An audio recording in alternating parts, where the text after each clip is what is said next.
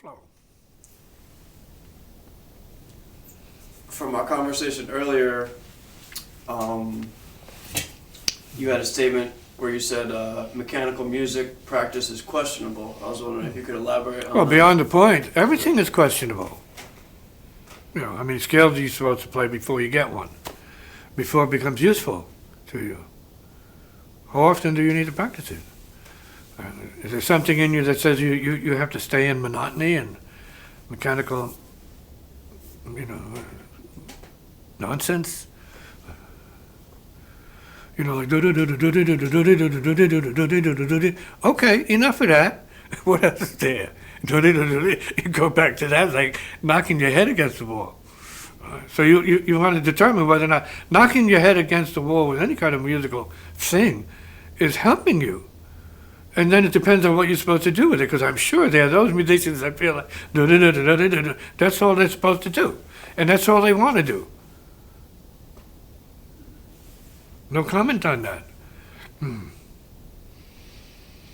But if we're talking about a transformational process that includes musical development, evolution, maybe even mastery, to a high level of virtuosity, let's say, ultimately, right? Creatively, then what that's doing is balancing your life in some way or other. And that what you're doing with your life and that are interchangeable and mutually like revelatory to one another. So what you're playing, people say they know you from that, and people who know you know what you're playing. They know how you're playing without talking to you about it or hearing your music. See? So it should be that kind of evidence that you got to be your music, be yourself, your musical self, and also your human self, and those two things should be somewhat intimately related and indicative of who the being is. Not just what they do, but who the being is. If you ask, be it an ask, I'm telling you. Yeah, just for your information. Comment? Yeah, sure. Yeah, so then if we're talking about free music, I mean, obviously... So-called, there's no such thing. Right. But they call it. But they call it free jazz. There ain't no jazz that's free of jazz.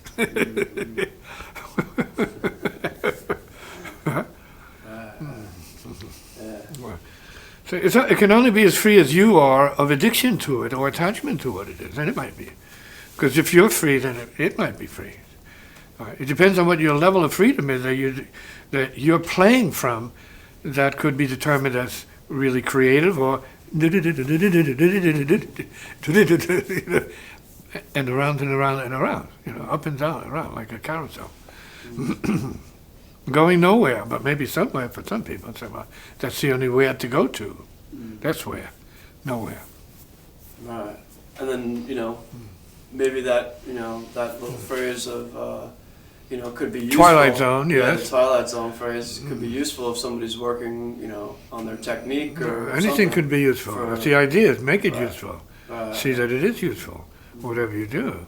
So just mechanical anything is could be a curse, right? And then if you have a kind of mind that some people have, whether they have the curse of perfect pitch or the grace of perfect pitch, where they can't get away from what they hear, and they can't get out of their being stuck in the past. That's what they keep replaying. They got to hear it. So we can say then that sometimes the perfect pitch is a malady. It's a curse. It's a problem. How do I know it? It's in my family. And you don't want so much memory it kills you. Where you want to forget remembering, because it just kills you, and because the mind is a machine.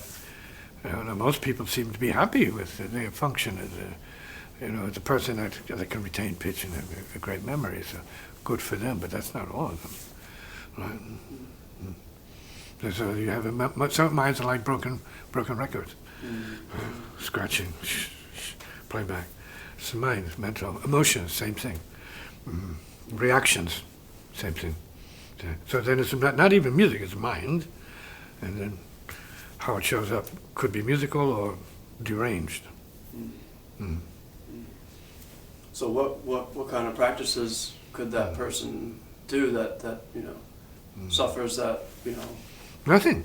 You have a brain. I mean, what are you going to do? Go get a lobotomy or something? Or have your brain replaced?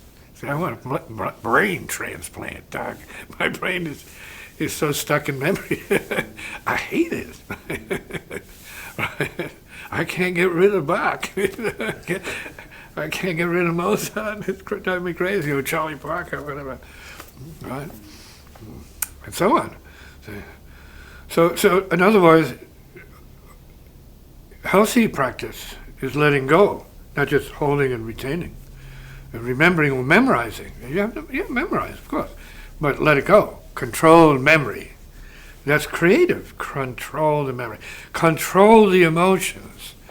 I don't mean in a bad way, where you obstruct the emotion. No, let the emotion do what the emotion is given to you to do. So allow certain emotions to have their place in what you're doing and what you're being.